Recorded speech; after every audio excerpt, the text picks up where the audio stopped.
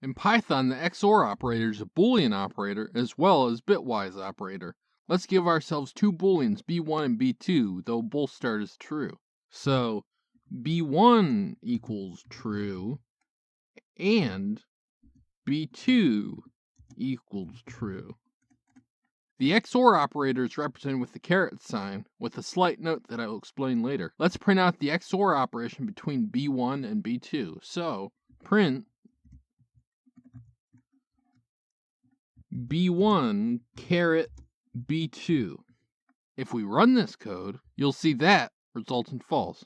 Let's change b1 to be false and see what happens.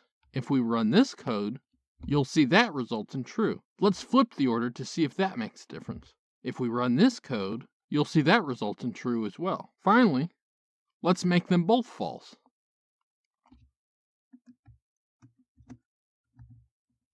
Running this code, you will see that results in false. In Python, XOR results in false when both operands are the same. Now for the note, the XOR operator also works as a bitwise operator. So, if you are using XOR as a logical operator in conditions, make sure you properly enclose your conditions in parentheses, otherwise operator precedence will give you unexpected results.